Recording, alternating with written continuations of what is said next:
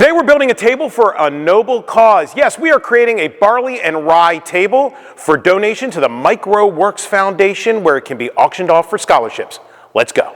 I found myself with the unique opportunity to partner with Be More Brew Crew and Guilford Hall Brewery of Baltimore at their noble cause event supporting the mikeroweWORKS Foundation.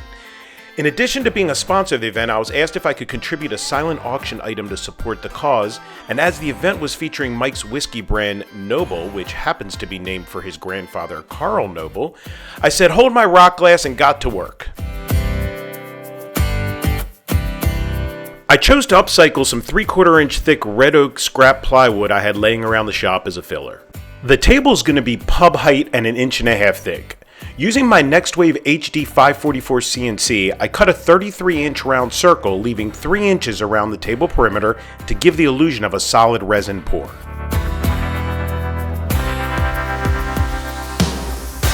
Once moved to my resin pour room, I spent an embarrassing amount of time making sure the substrate was placed center in the mold. I had a moment of what did I agree to, so my good friend Todd stopped by to see how I was doing. You can see him wandering in the background, texting our friend group and saying that I hadn't gone off the deep end, at least not just yet. However, proving you can teach an old dog new tricks and learning from past experiences, I needed to assure that the substrate will not float. So I poured a thin layer of StoneCoat Countertops Speed Cure Epoxy and let that set for 2 hours.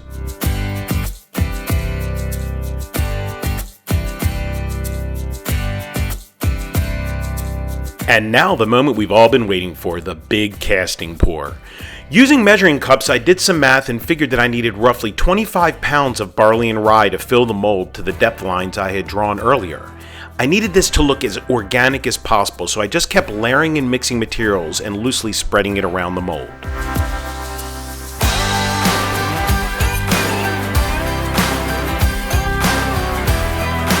For the casting pour, I'm using StoneCoat Countertops Super Cast Epoxy, which will allow me to pour the 3 gallons needed for this project in one pour.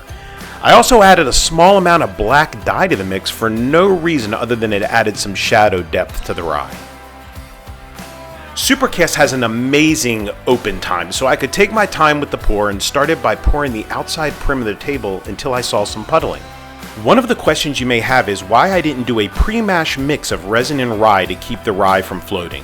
The answer is simple. In testing, it made an absolutely huge mess and I couldn't control the look I was going for. So to get around that, I used a mixing cup lid as a pour deflector. This allows the resin to slowly flow over the resin and sink down with minimal float.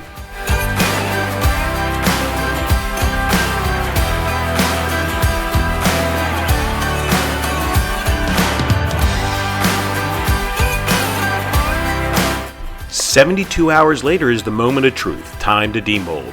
Secondary to leak anxiety, this has to be the most pressure part of any resin build. Was it going to look the way I hoped? Were there going to be bubbles? There's only one way to find out, and I wasn't disappointed. So once out of the mold, it's back to the HD 544 to cut the final 36-inch diameter width.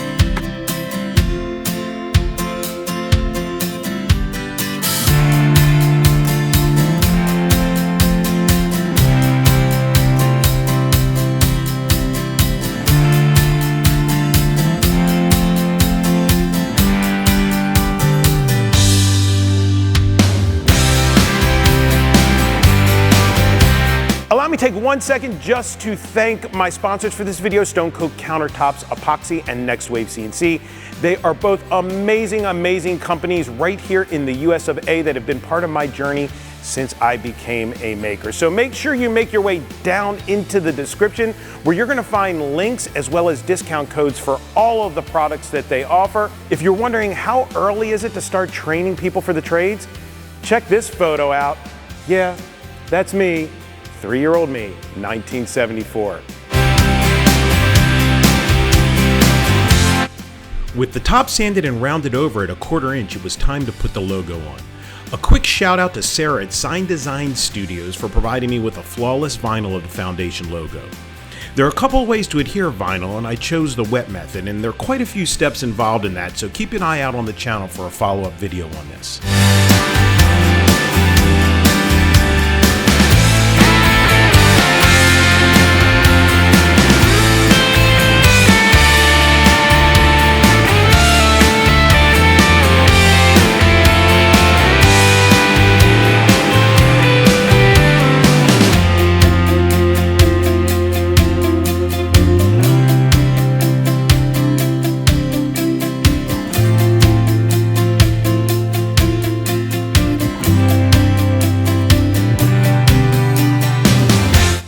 protect the vinyl, I'm adding a layer of StoneCoat Countertops Speed Cure Pro.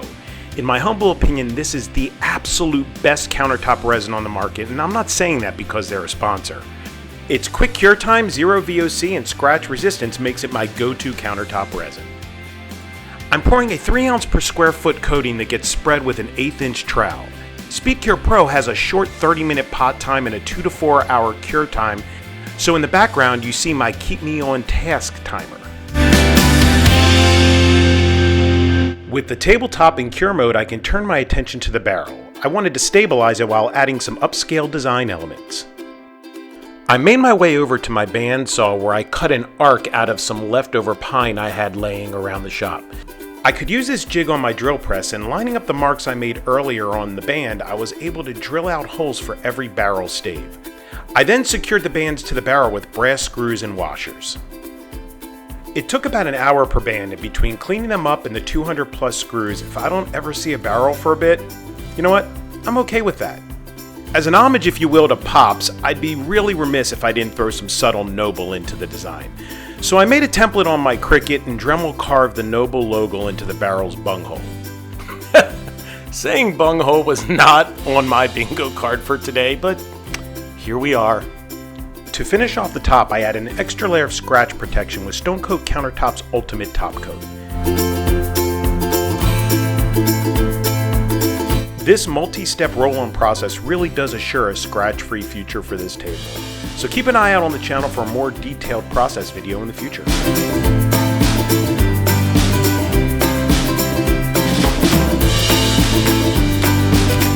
I was able to pick up these really cool steel legs complete with footrests from Etsy, and they were a simple install with just a few wood screws.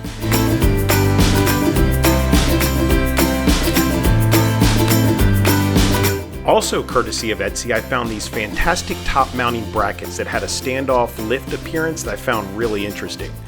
They attached the barrel lid with wood screws, but I decided to add 1/4 by 20 inch threaded inserts for mounting the top. And you know what? With that, we have a table.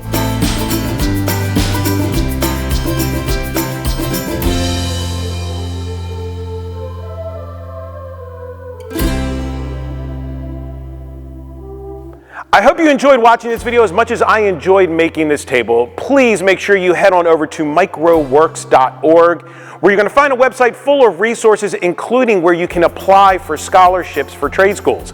I don't know what you got planned for yourself today, but I hope it's amazing like you are, and I look forward to seeing you on the next video.